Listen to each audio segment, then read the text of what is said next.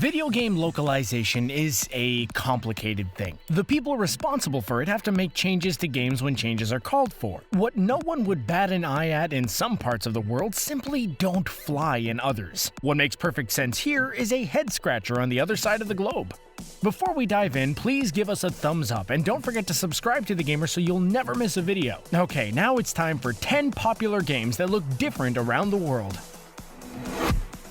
Wolfenstein 2. The new Colossus. Nazis are terrible, horrible, no good, very bad people. Everyone knows that, which is why, besides robots, they're usually the safest enemies to put in a game. No one minds killing Nazis. It's harmless fun. But what about in Germany? Over there, the whole Nazi thing strikes a little too close to home.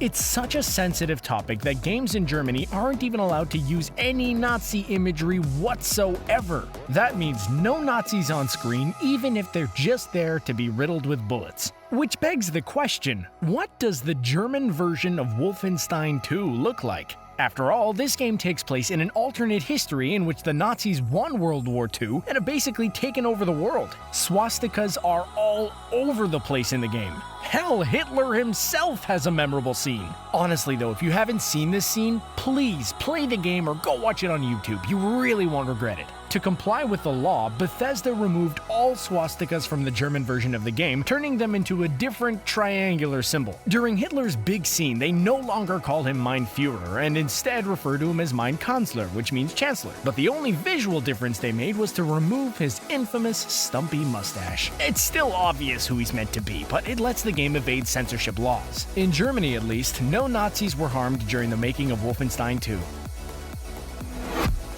The Witcher 3.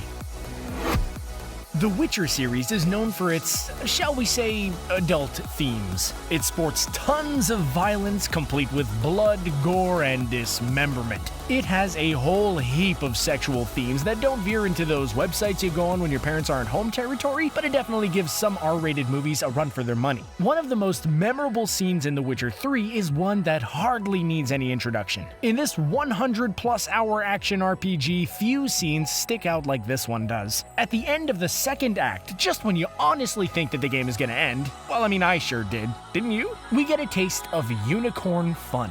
Not fun with a unicorn, mind you, but fun with a human on top of a unicorn. A dead unicorn. A dead, stuffed unicorn. Turns out The Witcher is kinkier than you thought. Or not, if you read the books. This scene is actually a callback to Sword of Destiny.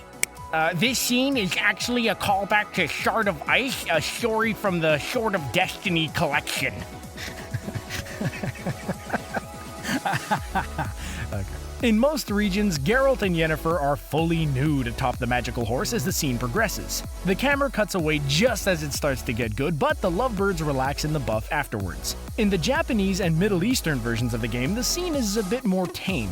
Yen's top never comes off while they're making out on the unicorn, though you do still get an eyeful of Geralt's crack. Then, when the lovers are basking in the afterglow, Yen is wearing a bra. For some reason, it's a different one that she had on earlier. Maybe it's just magic?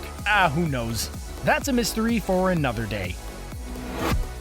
South Park: The Stick of Truth.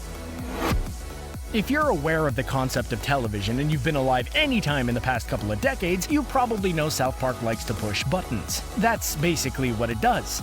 This animated show pokes fun at everything, usually in the rudest, funniest way possible. So, when creators Trey Parker and Matt Stone agreed to make a video game based on the show, it's no surprise that it had all kinds of awful, funny, and awfully funny moments in it. The thing is, the Australian government doesn't take kindly to all forms of gross-out humor. One of the many objectionable moments in South Park: The Stick of Truth occurs when aliens abduct a kid and proceed to poke him with a robotic probe. What could be objectionable about that?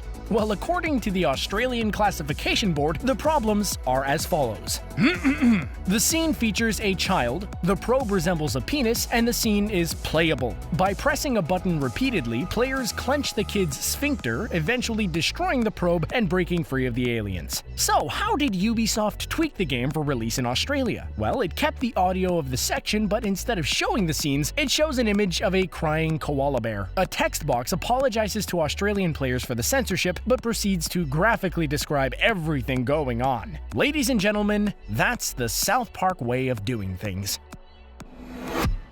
CONAN Exiles. CONAN Exiles is an open-world survival game that puts you in the bare feet of, well, an exile in the Conan universe. The game starts after you've actually been crucified and left to die in the desert. Conan himself frees you, leaving you to survive in the harsh exiled lands. But before he does, you get to create your character. You can choose basic things like your gender, race, hairstyle, physique, and all that. The usual. But you'll also find a few options you don't find in most games. One is nudity. You can choose to have your character start out fully nude or draped in rags. Either way you go, you'll find a couple more sliders that might give you pause. One is breast size, which is available for both male and female characters. Slide it one way and your chest grows. Slide it the other to see it shrink. The other is a male-only slider, endowment. Since the game supports full-on nudity, this does exactly what you think it does. Slide to watch your manhood shrink or grow. I've been doing this for well over a year now, and I never thought that I would say those words. All of that goes for most versions of the game around the world. But if you play on Xbox One in the US, the best that you can do is select partial nudity, which only shows the top half of your character's body. Below the belt stuff is off limits for us North American prudes. Xbox One owners in Europe still get the full Monty. Call of Duty World at War. We've already discussed how Germany has banned Nazi imagery from its video games. Well, that's understandable considering the country's history. But with the changes Germany made to the 2008 installment of Call of Duty, they completely ruined the game. World at War came out the year after Call of Duty 4 Modern Warfare landed with critical acclaim and enormous sales. But instead of staying in the modern era of guns and machines, World at War dives right back into World War II. Call of Duty World at War was a success, in part because of a brand new mode it introduced that the series continues to use to this day: zombies. Zombies goes all in on its horror concept. You're trapped in a house that's being besieged by Nazi zombies. To keep the undead at bay, you have to set up blockades and continually find new weapons and ammo to blow their zombie brains out. It was a ton of fun, thanks to its smart game design and creepy horror atmosphere. When World at War launched in Germany, it came cleansed of all swastikas and mentions of Nazis as expected.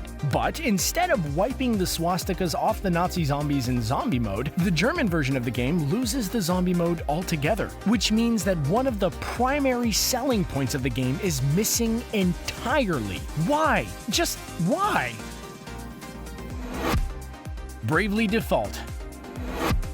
So here's an uncomfortable truth to those of us in the West. Japan is way more cool than we are with depicting underage girls as sexual objects in video games. When Square Enix announced Bravely Default, RPG fans cheered, and I was right there on the front line cheering with them. It looked for all the world like a return to the style of RPGs that was big in the 90s. Games like Final Fantasy VI and Chrono Trigger are timeless classics, so if we were getting another game like that, retro RPG fans would be absolutely ecstatic. As it turned out, the Japanese version of Bravely Default featured female characters who were under 18, but wore outfits that their parents probably shouldn't have let them leave the house in, which made bringing it to the West a problem. Now, while Nintendo of Japan might not mind youngsters with plunging necklines and bared midriffs, Nintendo of America has a stricter set of guidelines in place. Nintendo signed on to publish Bravely Default in the West, but only if the localization team raised everyone's age to 18 and covered up the needlessly revealing outfits.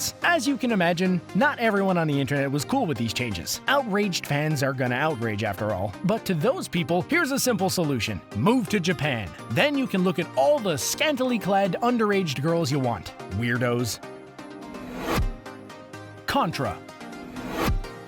Contra isn't Contra in Europe and Australia. The NES version of this game and its sequels got renamed Probotector when they came to those regions. Why? Because overly sensitive governments deemed the games too violent, so they changed the human characters to robots. Probotector is a verbal mashup of the words robot and protector. In case you weren't playing games or even alive in the 80s, Contra is a classic side-scrolling shooter. It stars a pair of human soldiers named Bill and Lance, let's not pretend that they aren't Schwarzenegger and Stallone, as they take it upon themselves to kill every last member of a terrorist organization called the Red Falcon. They end up blasting through some aliens as well. The game is famous for a few things. For one, it's awesome. It hands you an array of weapons and has you run and gun your way through excellently designed levels. It's also brutally difficult. Merely bumping shoulders with an enemy inflicts a mortal wound on your trigger-happy hero. To get around this, you can input the famous Konami code to get a much-needed 30 life boost. Anyway, because some countries couldn't handle the body count, Konami turned the human characters into robots. Well, that's no big loss, we suppose, but it sure makes the game look different depending on where you live.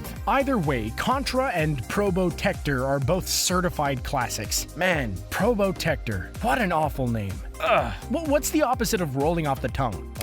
Probably something I can't say online anyway. Monster Monpiece. When we talked about Bravely Default, we mentioned the changes were made because of the differences in sexual norms between the East and the West. That very same issue cropped up when Idea Factory brought the West a strategy card battling game called Monster Monpiece. This PS Vita game has players collect Monster Girl cards. You can probably imagine what they look like just by hearing the words Monster Girl. Might even know for a fact. Heathens. But because the game is primarily focused on turning players on, the emphasis is really on the girl half of the phrase. Basically, you're collecting cards with pictures of young anime women in suggestive poses. To level up your Monster Girl cards, you actually have to rub them by stroking the Vita's screen, which means you're massaging images of sexually suggestive anime girls. If that doesn't make you feel like a huge creep, some of the girls in question look incredibly young. Now, imagine playing this game on the bus. Yeah, no. So it's completely understandable that the localization team decided people in the West might not feel entirely comfortable rubbing sexualized images of girls who appear to be underage. The solution was for Idea Factory to remove some of the more risque cards from this version of the game. But if you're offended by that kind of quote-unquote censorship, you'll be pleased to hear that the Steam version of Monster Monpiece comes with all the cards from the Japanese version. Grand Theft Auto 3. GTA 3 is the game that changed everything, so it makes sense that some countries had to change the game itself for release to their violence-averse citizens. When Grand Theft Auto 3 came out on PlayStation 2 in 2001, it offered such a bold, new, exciting kind of gameplay, and the entire gaming industry took notice. It offered a vast open world you could explore at will. It offered all kinds of freedom. Freedom to hijack any car in the game. Freedom to beat and rob any civilian you find walking down the street. Freedom to drive a tank down Main Street, blowing up every car in sight. Or if you're a cheater, turn the turret around, activate the dodo cheat, and launch yourself into the air faster than Falcon Heavy. It had celebrity voice actors, a brilliant mission system, and hearty helpings of blood and violence. It was this last bit that had censors in France and Germany grasping their pearls. In those versions of the game, the bad stuff is reduced significantly. Now when you riddle hapless bystanders with bullets, they die a bloodless death. Shoot someone in the arm and their arm no longer falls off. It's basically the no-fun version of the game. Oh well, at least you can still jack cars and mow down pedestrians. Dungeon Travelers 2.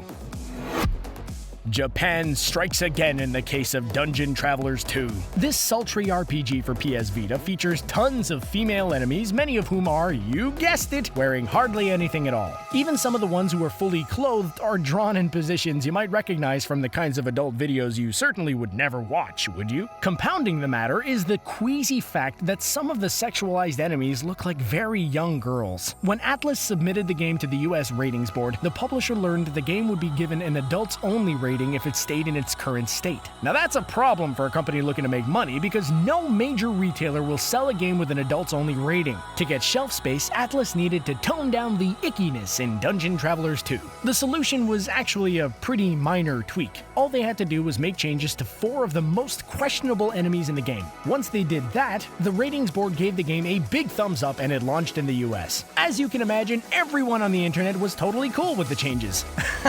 Just kidding. A bunch of RPG fans who apparently don't know you can find images of naked ladies on the internet got mad and wrote all caps screeds in forums to protest.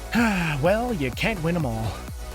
Those are our picks for games that look different around the world. What games have you played that look different in another country? Did we forget any games? Let us know in the comments section below. Don't forget to subscribe to The Gamer and turn on notifications so you don't miss any of the great video content in our playlist. Thanks for watching.